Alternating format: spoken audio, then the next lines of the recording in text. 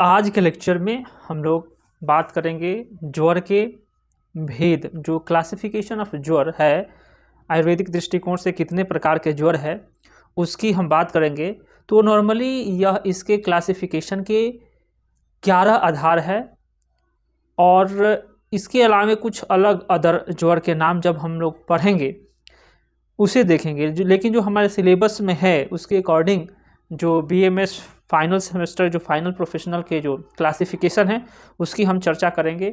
और भी आपको अलग अलग बुक में कुछ कुछ चीज़ें मिलेंगे, तो वो भी लास्ट में जब मैं ज्वर एक एक करके पढ़ाऊँगा तो कंडीशन वाइज कुछ स्पेशल अदर ज्वर आएंगे तो उनकी चर्चा करूँगा। पहला जो ज्वर का क्लासिफिकेशन है वो आपका है अधिष्ठान भेद से। तो कैसे आप उसको देखें, तो पहला यदि हम अधिष्ठान भेद से ज्वर की क्लासिफिकेशन करते हैं तो ये शारीरिक ज्वर और मानसिक ज्वर दो हो जाते हैं। तो अधिष्ठान भेद से आपको दो याद रखना है। स्वभाव भेद से दूसरा क्लासिफिकेशन देखें तो ये भी दो प्रकार का है, सौम्य ज्वर और अग्नेय ज्वर। गति वेग से देखें तो दो है, अंतर्वेगी ज्वर और बहिर्वेगी ज्वर। इसी के साथ यदि आप प्रकृति भेद से देखेंगे तो प्रकृति भेद से प्रकृत ज्वर और वैकृत ज्वर। यहाँ इस लेक्चर में केवल आप क्लासिफिकेशन कैसे हुआ है उस पर ध्यान दें, और जब हम पढ़ेंगे तो एक एक ज्वर को डिटेल में पढ़ेंगे कि कैसे क्या होता है। सारे नहीं, जो नीच ज्वर आगंतुक ज्वर है उसी को ही अच्छे से पढ़ना होता है, वही सिलेबस की चीज़ है।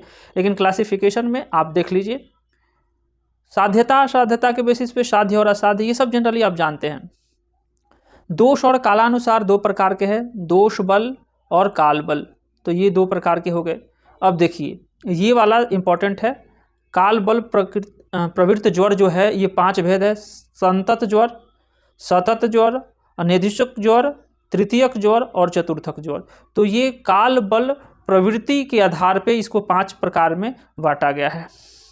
अब आश्रय भेद से जो 7 धातुएं हैं उन धातुओं में जब ज्वर आश्रय लेता है तो रसगत ज्वर हो जाएगा, रक्तगत ज्वर हो जाएगा, मांसगत ज्वर हो जाएगा, मेदगत ज्वर हो जाएगा, अस्थिगत ज्वर हो जाएगा, मज्जागत ज्वर हो जाएगा, शुक्रगत ज्वर हो जाएगा। तो इस तरह से जब आश्रय लेगा, धातुओं का आश्रय लेगा तो आश्रय भेद से 7 प्रकार के हो जाएंगे। अवस्था भेद से आम के आधार पर देखा जाए तो सामज ज्वर, पच्यमान ज्वर और निराम ज्वर ये 3 प्रकार के होते हैं। और काल भेद से 9 ज्वर और जीर्ण ज्वर। कारण भेद से 2 है और इसी के 2 क्लासिफिकेशन किया जाए तो पहला एक नीच ज्वर है। तो नीच ज्वर का ही आधार, नीच ज्वर का 8 भेद जो यहाँ पे बताए गए हैं ये है वातज, पित्तज, कफज, वातज, पित्तज, वातज, कफज, कफज, पित्तज, सन्निपातज और आगंतुज। और ये आगंतुज अलग है। तो ये 9 ज्वर, नीच ज्वर जो है ये 7 है और ये वाला आगंतुक ज्वर 4 प्रकार का होता है। तो ये 4 प्रकार के जो आगंतुक ज्वर कौन कौन से है, ये अभिघातज ज्वर पहला, दूसरा अभिसंगत ज्वर, तीसरा अभिचारज ज्वर और चौथा अभिशापज ज्वर। तो ये 4 प्रकार के हो गए। तो नीच ज्वर 7 है और आगंतुक ज्वर 4 है। तो इस प्रकार से हम लोगों ने अब यहाँ पे साध्यता और असाध्यता के को ध्यान में रखना है। साध्य और असाध्य, साध्य ज्वर कौन है और असाध्य ज्वर कौन है, ये बहुत इंपॉर्टेंट है। उसके बाद आप ध्यान दे देंगे संतत, सतत, अनैधिक, तृतीयक, चतुर्थक, अनैधिक, तृतीयक और चतुर्थक, इसको देखेंगे, इसे भी याद रखेंगे।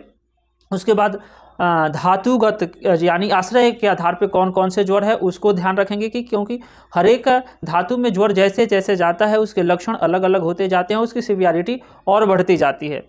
और निज ज्वर में वातज, पित्तज, कफज ये दोषानुसार है तो आपको याद रखना ही है। और आगंतुज में ये 4 है। तो ये भी, तो इतने चीज़ ध्यान में रखेंगे तो ज्वर के संपूर्ण चिकित्सा आपके लिए बहुत आसान हो जाएंगी। अब जो दो बेसिस पे है तो वो तो बहुत आसान है, जो आपका अधिष्ठान भेद से है। अधिष्ठान में से मानसिक और शारीरिक। तो जो मानसिक ज्वर होता है पहले मन को क्या करता है, उसमें मन में संताप उत्पन्न करता है, शारीरिक पहले शरीर में करता है। सौम्य जो होता है उसमें उष्ण आहार विहार पसंद आता है, अग्नि है उसमें शीतल आहार विहार पसंद आता है। अंतर्वेगी, बहिर्वेगी ज्वर हमेशा साध्य होता है, जबकि अंतर्वेगी ज्वर असाध्य और यहाँ पे हो सकता है। तो ये ध्यान देंगे, अंतर्वेगी ज्वर खतरनाक है, थोड़ा सा कह सकते हैं।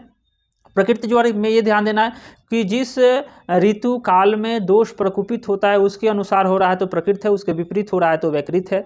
और साध्यता असाध्यता आप जानते ही हैं, जो दुष्चिकित्सा है वो असाध्य है और जो आसान से बहुत ही सरलता से चिकित्सा की जाए वो साध्य है, यही देखना है।